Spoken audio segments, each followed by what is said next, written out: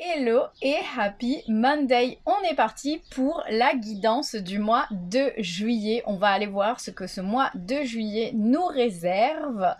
Mais avant toute chose, sache que l'on t'a prévu un programme pour juillet aux petits oignons. Il y a plein de surprises et de surprises à prix tout doux pour ce mois-ci. Donc ça commence demain avec un joli concours sur notre page Instagram. Donc, on est parti pour cette guidance du mois. Je t'invite à inspirer, à expirer, à prendre du temps pour te recentrer et à choisir un tas entre 1, 2 ou 3. Pour ceux qui ont choisi le tas numéro 1, il est question de faire tomber l'armure. On a la carte de l'armure, donc en gros, tu as assez joué aux soldats, aux petits soldats qui se protègent, qui avancent coûte que coûte et tout ça. Mais là, c'est fini. La meilleure attitude pour toi ce mois-ci, c'est de laisser ton esprit être ton guide. Donc, tu as besoin de prendre un peu de hauteur, parce que tu vois, on a l'esprit du faucon qui va te guider.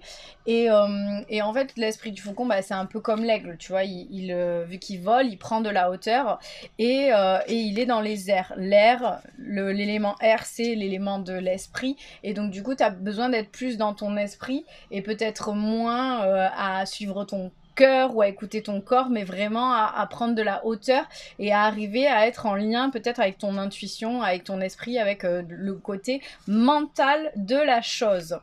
Et ensuite, le conseil astro pour ce mois-ci pour toi, c'est d'être dans la communication parce qu'on a la maison 2. Donc la maison 2, c'est tout ce qui est en lien avec la communication. Donc c'est arriver à dire les choses, arriver à parler, à mettre des mots sur ce que tu vis pour tirer les apprentissages de ce que tu traverses et ne pas rester enfermé dans ton armure. Et pour ça, il faut forcément prendre de la hauteur et être en lien avec son esprit, être en lien avec ton esprit pour pouvoir savoir ce que tu as besoin de communiquer, pour pouvoir comprendre, pour pouvoir intégrer ce qui se passe pour toi.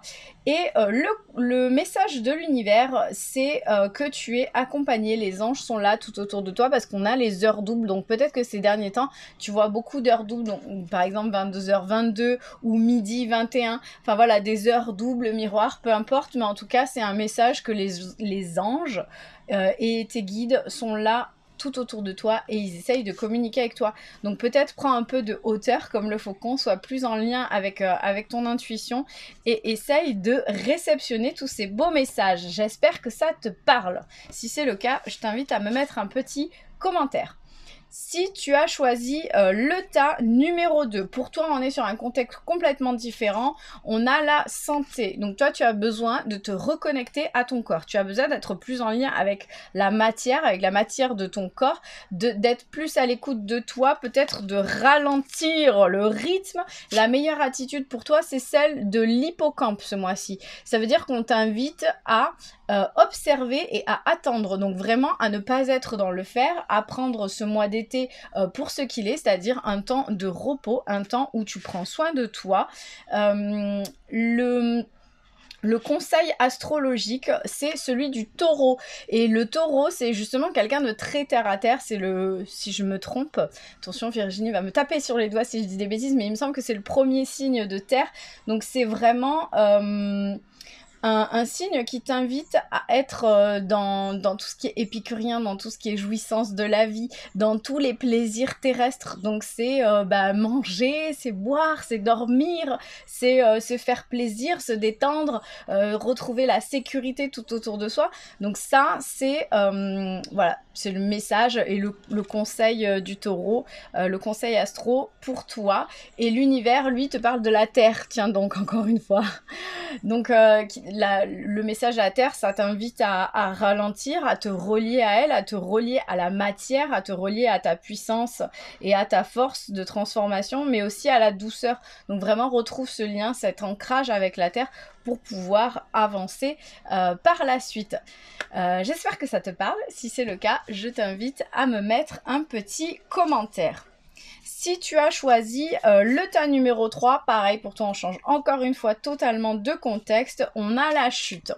Donc la chute elle est soit arrivée à la fin du mois de juin ou ces derniers temps, donc il y a quelque chose qui s'est cassé la binette pour être correct, soit ça va arriver. En tout cas, il y a quelque chose qui s'effondre, il y a quelque chose d'obsolète qui s'effondre et qui est nécessaire.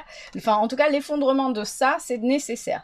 La meilleure attitude pour toi ce mois-ci, c'est d'avoir celle du cerf. C'est-à-dire que tu dois prendre les rênes. Tu ne dois plus attendre que les choses t'arrivent, tu ne dois plus t'en remettre aux autres pour que les choses se passent, parce que quand c'est le cas, patapim, patapoum, ça va pas comme tu le souhaites.